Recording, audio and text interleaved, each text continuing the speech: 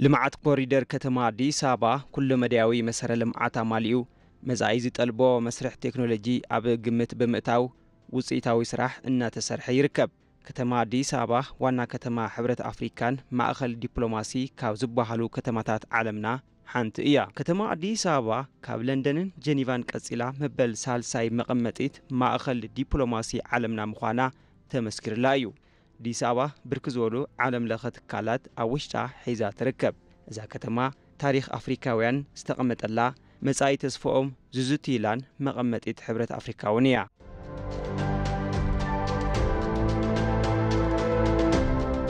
حبرة افريكا استواددت زمعبلتن سلاماويتن بناي بعلا زيغاتات تمرح عم مدرخ عالم لخه تنحنا حيز خونت افريكا نمفتار علامو يو ايكونومي سلام دحننت تعنان تمرتن كالوت نايزا كفل عالم ويخا احغور بغطا زنخو زعباتات يوم بحبرت خوينم مفتحي زتالالشلو دما اب كتمانا كتما اديس ابابا يو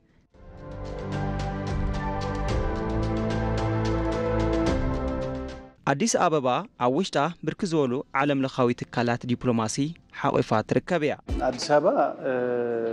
بعالم ሶስተኛ دبلوماتيك كتمانج اديس ابابا كاب عالم مبل سالسيتي دبلوماتيك كتمايا كابز بزلله لعلمي 96 زغنو عالم لخ امباستات يركبوا وانا كتما افريكاونيا افريكان ابزن تمصو ناتينتن نايواننتن زبل سميت لوم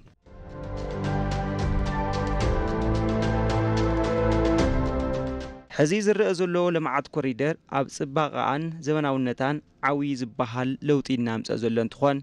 كتما دي سابا كم شما حدش عمبابا اناغبرا اون يركب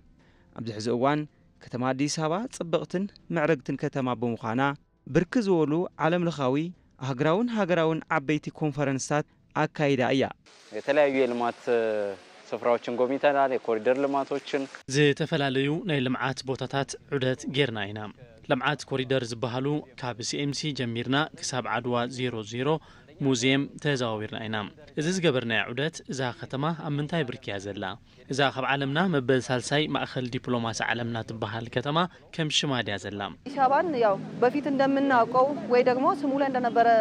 ስሙና በፊት የምናውቀው የተለያየ ነበር አዲስ አበባ ከም ሽማ ቀድም ሕዚ ከም እንፈልጣ ዝተፈላልየ እየኔሩ ሕዚ በአካል ንሪኦ ዘለና ካብ ዝሰማዕናዮ ዝሐሸዩ we visit a lot of beautiful places here in Addis Ababa like Arwa museums اب كتما አዲስ አበባ ብርክዝ ዝበሉ ምዕሩጋት ቦታታት ዑደት ገይረለኹ ከሙዚየም ዓድዋ ፓርክታት ዝመሳሰሉ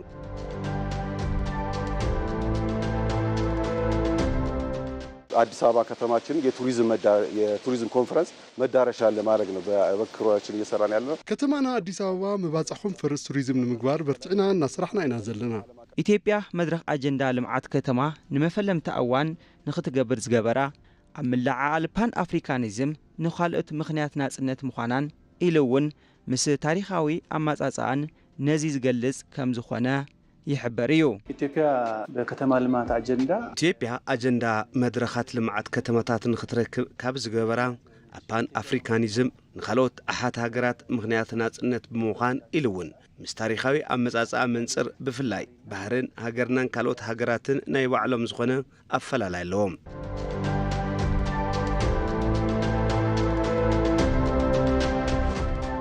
ልምዓት ኮሪደር ከተማ አዲስ አበባ ብርክዝወሉ ገፋሕትን ነዋሕትን ጽርግያታት መኻይንን ብሽክሌታን መንገዲ እግረኛን ደረጃኦም ሓልዮም ዝተሰርሑ እንትኾኑ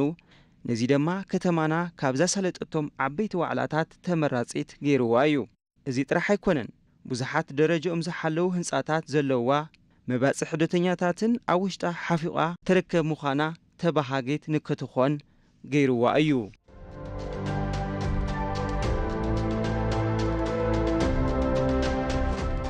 ኢትዮጵያ ብዙ የዓለም አቀፍ ሰሚቶችን ፕሮግራም ኮንፈረንሶችን ታዘጋጃለች ኢትዮጵያ ብርክት ዝበሉ ኮንፈረንሳት ተዳልያ ነዚ ድማ ልምዱ ስለዘለና ሓድሽ ነገር ኣይኮነናና እዚ ዝገበርና ዑደት ብጣዕሚ እዩ ደስ ዝብል ካብ 54 ሃገራት ተወለድቲ አፍሪካ ናብዚ ስነ ስርዓት ዑደት ንምግባር እዮም ዝመጹ መንግስቲ ኢትዮጵያ እንታይ እናሰርሐ ከም ዘሎን مرأي يوز لمعات زي. When we got to Addis Ababa, I was really excited to learn about the history of the place. ناب أديس أبابا مسمت أخو تاريخ زيبوتا بتعبيو أقرمني أنا خع بتعمي صبو لمدية وسيلة زله. Ethiopia how it is developed in the last years, but I found that's true. ኢትዮጵያ أبزو محدات عمتات إن عبيتن إنها تغيرت كمزلا تعذب له. زقعة حقيقي بحفشة تغير عيا. كابزي مستملسخو نابكالي عدوي هاجر عدت تجبر نكلهو إثيوبيا بتعمي مشو تعد مخانا كزاربيه.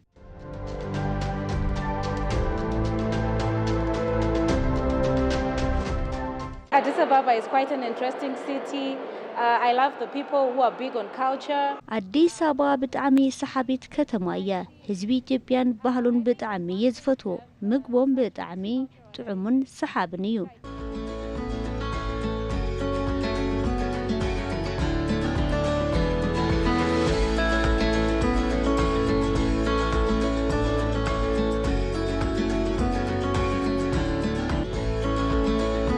بتككل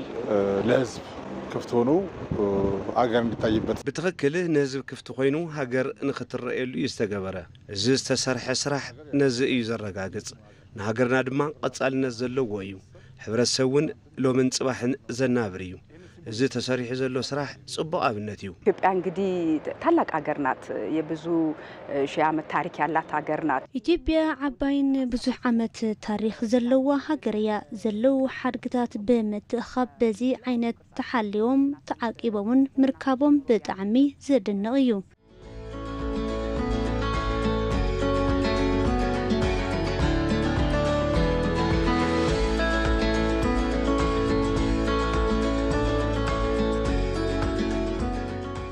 በዓለም ምን አይነት ትርክቶች እንደተሰሩብን ሁላችንም የምናቀው ነው በዓለምና ከመይ ዝበለ ታሪክ ከምዝ ተሰርሐልና ኩላትና ንፈልጠዩ እዚ ተሰርሐልና ታሪክ በመቀያር ደቅና ብናይ በዓሎም ታሪክ ንኽኮርዑ በመግባር ከመይ ዝመሰሉ አቦታት ከምዝ ነበሮም ሪኦም ንምንታይ ኢሎም ንኽሓቱ ክነብሩሉ ካብዚ ድማ ናበይ እንኺድ ከመይ ንምጾን ከመይ ንምልስ ኢሎም ብሕራነ ንኽሰርሑ ዝለዓሉ ስራሕቲ ንኽሰርሑ እዩ እዚ ስራሕ ዝተሰርሐ ትልቅ ሂስትሪ የነበራቸው ከተላልቅ የዓለም አቀፍ ሀገራት የመጡት ነዊሕ ታሪክ ዝነበሮም ካብ ዓበይቲ ሀገራት ዓለም ለኸ ዝመጹ ውህብቶታት ቅርስታት ኢትዮጵያ ንዓለም ተበርክቶም ዝነበራት ቅርስታት እዚኦም እንትርኢ እዚኦም ድማ ኣኪብካ ንትውልድ ምትሕላፍ ማለት ዓቢ ነገር እዩ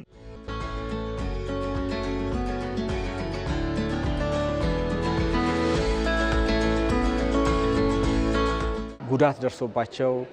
ተሸፋፍነው ባዋራ የነበሩበት ሁኔታ ነበር እዞም ሓድግታት እዚኦም ጉዳት በጽሕዎም ተሸፋፊኖም ብድሮና ዝነበሩሉ ነይሩ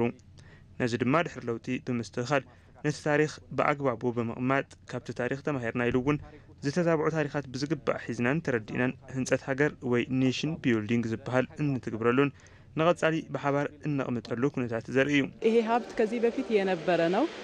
ግን ደግሞ ውበት በመጨመር እዚ ሃፍቲ ቅድም ሕዚ ዝነበረ እዩ ኣብ ልዕሊኡ ጽበቐ ብምውሳኽ ንመጻኢ ትውልዲ ዘማዕረግ ሓድጊ ኣብ መምሕልላፍን ብጣዕሚ ዘደንቑ እዚ ኩሉ ሃፍቲ ጽቡቕ ኣብ ኢትዮጵያ ነይሩ ድዩ ኢልና ንባዕልና ንኽንሓትት ክንደይ ዝኣክል ስልጣነ ከም ዝነበረና ዘርኢ ስለ ዝኾነ እዩ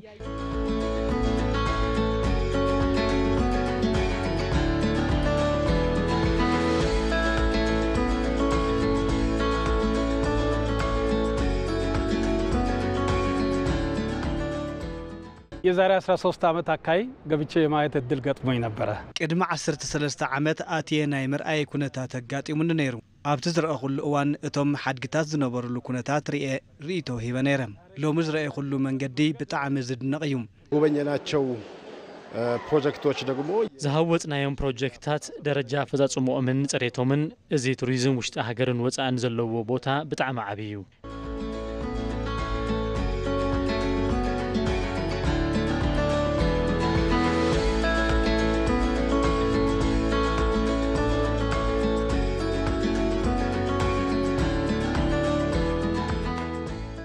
ይሄንን ቤተ መንግስት ትላንት በነበረው ኢሳበ ያ ተጠብቆ እዚ ቤተ መንግስት ትማሊ ብዝነበረም አተሐሳስባ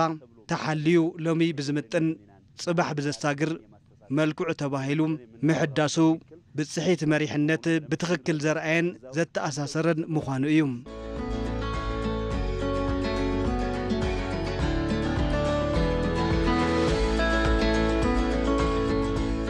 እሴት ተጨምሮበት ኣብቲ ዝተሓደሰ ቤተ መንግስቲ ኣብ ልዕሊኡ መድመቕ ተወሲኽሉ እቶም ዝነበሩ ዶሮና ተጸሪጎም ንህዝቢ ክፍቲ ብምግባር ብጣዕሚ ዘደንቕ ተግባር እዩ ቤተ መንግስታችን የሕዝቢ ስለሆነ እንደዛ መሆኑ በጣም ደስ ብያለሁ ቤተ መንግስትና ናይ ህዝቢ ስለ ዝኾኑ ብጣዕሚ ቃሕ ኢሉ እዩ ነዚ ዝበል ኩሉ ምኽንያት ከምዚ ተሓዲሱ ጽቡቕ ስለ ዝረኣኽዎ እዩ ሕዚ ግና ለሚዑ ገዛታት ተሰሪሖም ሓምለዋይ ኮይኑ እንትርኢ ብጣዕሚ ደስ ይሉንሎ ቤተ መንግስት ውስጥ የተሰሩ እዚ ቤተ መንግስቲ ቅድሚ ሕዚ ዝነበረሉን ሕዚ ድማ ለሚዑ እንትርኢ ብጣዕሚ ብዘደንቕ መንገዲ ዝተሰርሐሉ ኩነታት እዩ ዘሎ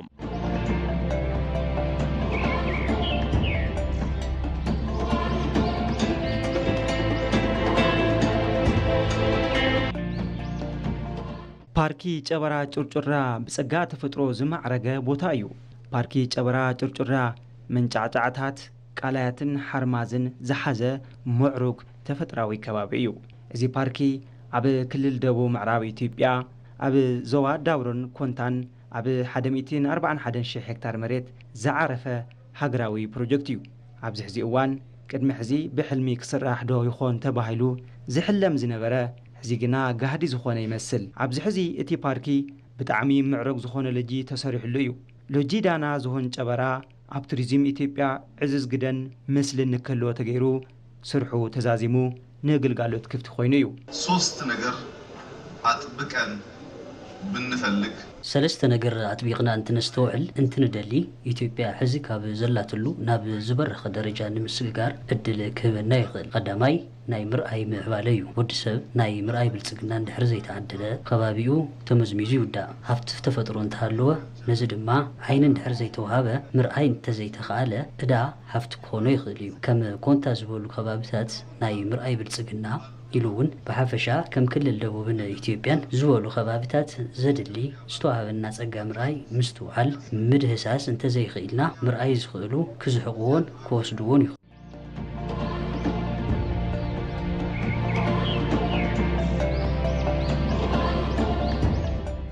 በሁሉም አካባቢዎች ያሉ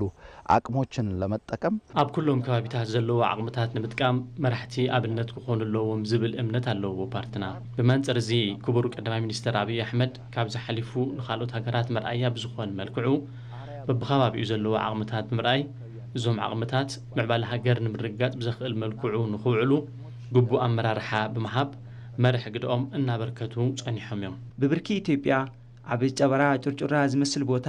ዝተሰርሐ መሰረ ልምዓት ቱሪዝም የለን ክሳብ ዝበሃለሉ እዚ ናይ ልምዓት ስራሕ መብዛሕትኡ ረብሓ ዝተራየሉ ከም ዝኾነ እዩ ዝግለጽ የማየት ብልጽግና ብቻውን ውጤት ያመጣል ናይ ምርኣይ ብልጽግና ጥራሕ ውጽኢት የምጽእ ካብ ምርኣይ ብልጽግና ቀጺሉ ብጣዕሚ ዘድልየና ነገር ናይ ምስራሕ ብልጽግና እዩ ትዝራእናዩ ጽቡቕ ክኾን ዝኽእል ሃፍቲ ብስራሕ እንድሕር ካሕዲ ዘይጌርናዮ ትሕቲ መሬት ዘሎ ሃፍቲ ወርቂ ክኾን ኣይኽእልን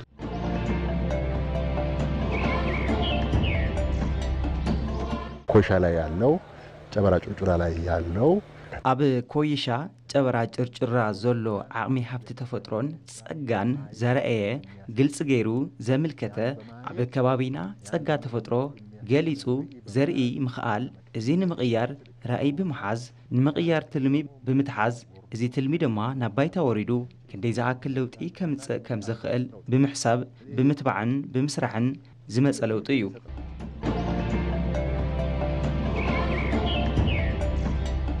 አንዳንዴ የሰው ልጅ የተሰጠውን አቅም ሳይጠቀም ነው የሚያልፈው ሰብ ከምዚ ዝበለ ስራሕ ምንቅስቃስ እንተኽኢሉ ምስራሕ እንተኽኢሉ ቁንዕ ነገር ምሕሳብ እንተኽኢሉ እንተተተሓባቢሩ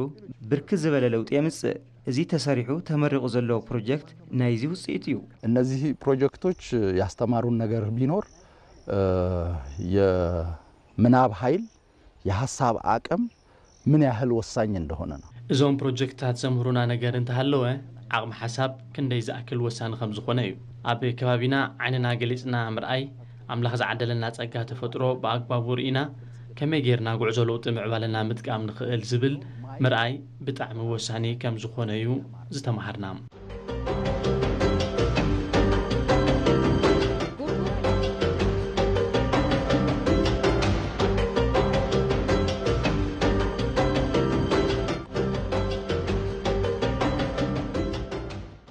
ታሪክ ጸገብ ጎርጎራ ብፕሮጀክት ማዕድን ሃገር ለሚዑ ንዓይንን ቀልብን ናብ ዝስሕብ ተፈጥራዊ ጽባቐ ተቐይሩ ኣሎ።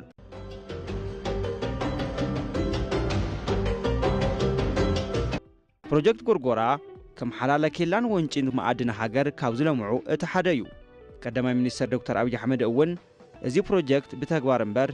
ብወራ ሃገር ከም ዘይተህነጽ ዛረየ ፕሮጀክት እዩ ክብሉ ሓቢሮም እዮም። ጎርጎራ ያስተማረን ነገር ሀገር በእጆች እንጂ በምላሶች እንደማትሰራ ነው። ጎርጎራ ዘምህረና ሃገር ብጻዕር እምበር ብዘረባ ከም ዘይትህነጽ እዩ። ሃገር ንምህናጽ ጥንኩር ኣዳው እምበር ኣብ ዩቲዩብ ኣትዮም ዝዛረቡ መልሓሳት ሃገር ከም ዘይሃንጹ ጎርጎራ መምሃሪ እዩ። ሃገር ኣብ ዝሃንጹ እዳው ሃገር ምጽናሕ ይከኣል እዩ። ሃገር ንወለዶ ንምስግጋር ዝሰርሓ እዳው ታይ ከም ዝፈጥራ ካብ ጎርጎራ ምርኣይ ንኽእል ኢና። ርእሰ ምምሕዳር ክልል ኣምሓራ ኣይተ ኣረጋ ከበደ ብግዲኦም እቲ ፕሮጀክት ዋሕዚ በጻሕቲ ዓዲ ካብ ምውሳኽ ብተወሳኺ ማእኸል ስሕበት ምትእሳር ልምዓት እቲ ከባቢ ኮይኑ ዘግልግል ምዃኑ ኣርድዮም እዮም። የገበታ ለሃገር ፕሮጀክት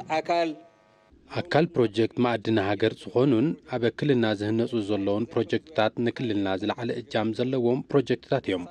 ኣገዳሲ ብዝኾነ መልክዑ ዋሕዚ በጻሕቲ ዓዲ ዝውስኹ ማእኸል ስሕበት ምትእሳር ልምዓት እዚ ከባቢ ብምዃን ዘገልግሉ ዝለዓለ ዕድል ስራሕ ዝፈጥሩ እቶተ ክልልና ዘማዕብሉን ንህዝቢ እዚ ክልል ዝተበርከቱ ሃፍትታት ጸጋ እዮም።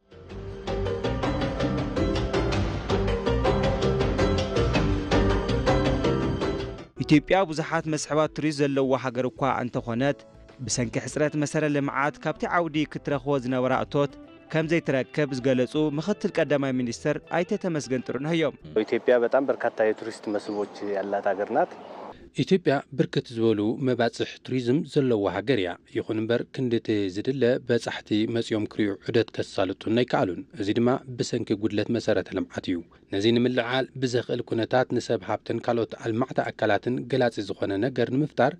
ኣብ ግምተ እትዩ ዝተሰርሐ ፕሮጀክት ኢኮሪዘት ፕሮጀክት ጎርጎራ ታሪኽ ባህልን ሃብቲ ተፈጥሮ ሃገር ንክርኢ ተገይሩ ዝተሃነጸ ምዃኑ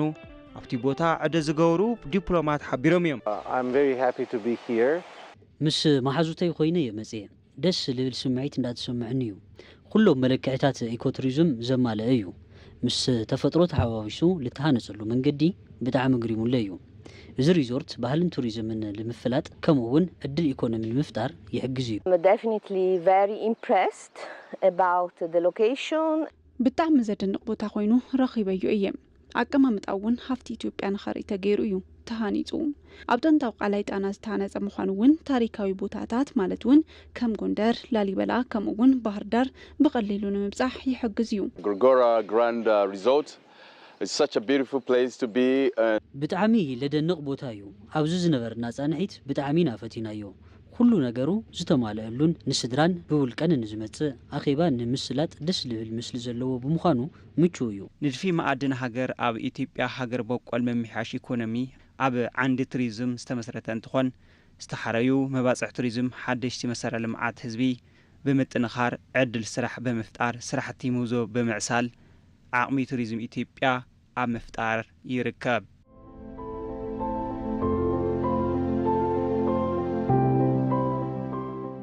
ታሪክ መንደር ኢኮቱሪዝም ወንጪ ደንዲ ዝጅምር ካብ ተፈጥሮ ቃላይ ደንዲ ምዕሩግ ኣቀማምጣ መሬትን ተሓረሳይ ግራት እናቋረጸ ዝተሃነጸ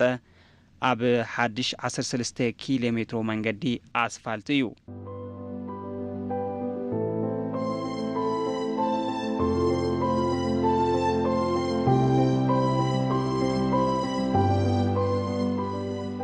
የወንጪ ደንዲ አሳታፊ የኢኮቱሪዝም ፕሮጀክት ኢኮቱሪዝም ወንጪ ደንዲ ነዚ ከባቢ ማሕበረሰብ ዓብይ ተስፋን መህንጠውን ብርሃን ጅማሮ እዩ እንትንብሎ ተስማዕማዒ ትርጉም ይህበኒ። ፕሮጀክት ኢኮቱሪዝም ወንጪ ደንዲ ብጣዕሚ ብርቱዕ ፈታዊ ሰብ መበገሲ ሓርበኛታት ሃገር ለዋህን ጋሻ ተቐባልን ዝኾነ ማሕበረሰብ እቲ ከባቢ ብቐረባ ዘፋለጠኒ ብዘይ ምንም መፈላላይ ቤተሰባዊ ምክባርን ምትእሳርን ተግባር ዘርኤንን ዘምሕረንን ፕሮጀክት እዩ። ሀገራችን ከለውጡ በኋላ ሃገርና ካብ ለውጢ ንድሓር ኣብ ዝተፈላለዩ ናይ ቱሪዝም ዓውድታት ልዑል ጠመተ ተዋሂብዎ እናተሰርሐ ይርከብ። ኣብ 5 ዓውድታት ኢና ጠመተ ጌርና እናሰርሕና ዘለና። ኣብ ዝሓለፉ እዋናት ኣብ ዘፈር ኢኮ ቱሪዝም ሰፋሕቲ ስራሕቲ እናተሰርሑ እዮም ዘለው።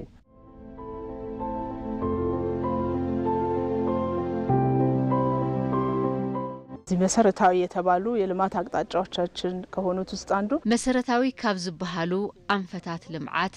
እቲ ሓደ ቱሪዝም እዩ ቱሪዝም ሰፊሕ ዕድል ስራሕ ምፍጣር ካብ ዝኽእሉ ሓደ እዩ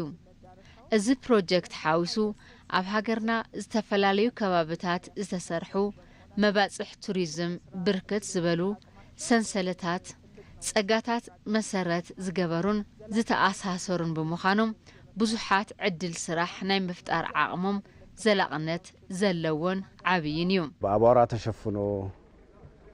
የነበሩ የኢትዮጵያ ሀብቶች የኢትዮጵያ ጸጋዎች መታየት ጀምረዋል በአወራ ተሸፊኖም ዝነበሩ ጸጋታት ኢትዮጵያ ኣብዚ ሕዚ እዋን ምርኣይ ተኻኢሉ ክቡር ቀዳማይ ሚኒስትር ዶክተር አብይ አሕመድ ናብ ስልጣን ምስ መጹ ኣብ መላእ እዚ ሃገር ገበታን ሃገር ኢሎም ብዝሰየምዎ መንገዲ ወንጪ ጎርጎራ ኮይሻ ጭርጭራ ዝተሰርሑ እዮም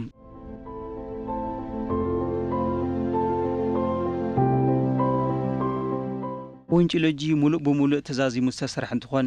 ናይ ባዕሉ ዝኾነ ስፓ ዘማልአ በዓል 5 መደቀሲ ፕሬዚደንሻል መዕረፊ ዘለዎ እንትኾን በዓል 1 መደቀስን በዓል 2 መደቀስን ዘለዎ ጎጆታት 2 ማእከቢ አዳራሻት 2 ኣብ ገዛ ወጻኢ ናይ መመገቢ ቦታ ቤት ብልዕን መስተን መስርሒ አካላዊ ብቕዓት ፍሉይ ዝበለ ስፓ ሓዊሱ ጂምናዚየምን ውዒማይን ኣጠቃሊሉ ዝሓዘ እዩ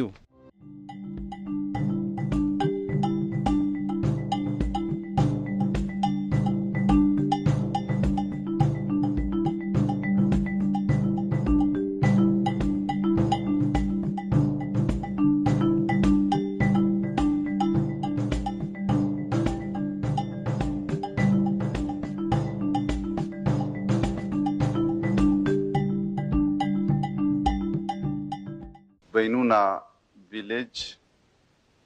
ይቻላልን ባይናችን ያየንበት ቤኑና ቪሌጅ ምህናጺ ከአልዩ ዝብል በዓይንና ዝራእይናሉ ቢኢና ዝጨበጥናሉ ዕቤት ኢትዮጵያ መሰረት ንምንባር ዝደልዩ ዓዶም ዝፈቱ ሃገሮም ንምቕያር ደው ዘብል ከም ዘይኾነ ሕልሚ ዘለዎ ዓቕሚ ሕልሚ ዝተንተነ ዝተሓባበረ ከምዚ ዝበለ ቦታ ዝተረስዐ ብኸምዚ መንገዲ ገነት ምግባር ከም ዝከኣል ጽቡቕ ትምህርቲ ዝተወሰደሉን ይከኣል እዩ ዝብል ጭርሖ ጥራሕ እንተይኮነስ ዝረአ ዝጭበጥ ምዃኑ ትምህርቲ ዝረኸብናሉ ቦታ ስለ ዝኾነ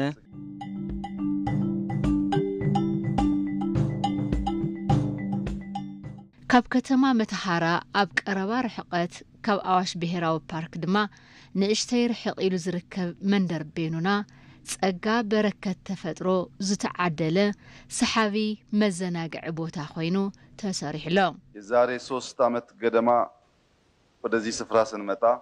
ናይ ሎሚ 3 ዓመታት ናብዚ ቦታ እንትንመጽእ ሓንቲ ንውሕ ዝበለ ሳዕሪ ንምርኣይ ኣጽጋሚ ነይሩ እዚ ቦታ ሙሉእ ብሙሉእ በረኻ እዩ ነይሩ ኣብቲ እዋን ንሱ ዝነበረና ትልሚ ካብ ምድረ በዳ ናብ ተሓራሳይ መሬት ዝብል እዩ ነይሩ እዚ በረኻ ናብ ምዕሩይ ዝኾነ ሕርሻ ቦታ ምቕያር ኣለና ሓመዱ ምሕካም ኣለና ማዩ ምሕካም ኣለና ከባቢኡ ምቕያር ኣለና ኢና ጀመርናዮ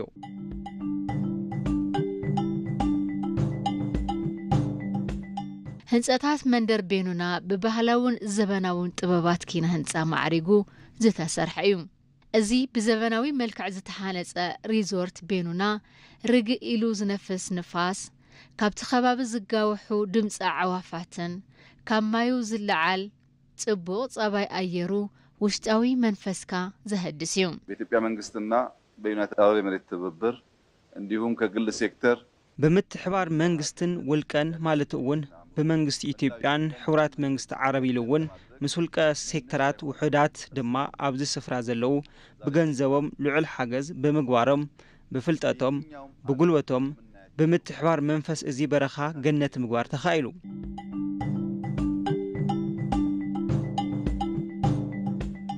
ኣብ መንደር ቤኑና ዝርከቡ ጸጋታት ቱሪዝም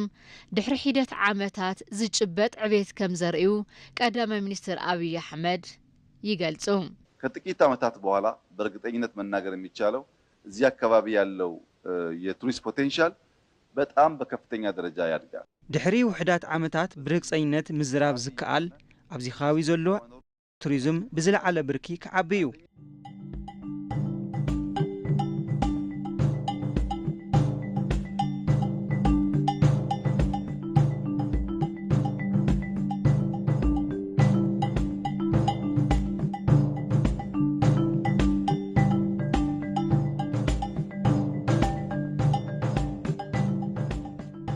ኣብ መወዳእታ ንጽዋሕ ዛሳግር ራእይ ሓዚልና ዝተበታተነ ሃፍተገነትናን ኣኻኺብናን ጠርኒፍናን ምዕብልቲ ንዜጋታታ ትምቹ ትህረፍ ንስሕበት ቱሪዝም ጽቡቕ ምስሊ ዘለዎ ሃገር ንምህናጽ ጻዕሪ ሓድነት ምትሕግጋዝን ሃርኮትኮትን ቃልሲ ጸረ ድኽነት ኣጠናኺርና ብምቕጻል ስሕበት ብኹሉ መዳይ ንክህልዋ ክንሰርሐሉ ይግባአና ዝብል ናይ ዝዕለት ሰናይ መልእኽትና እዩ። ሰሰናይ ንዓኹም ሰላም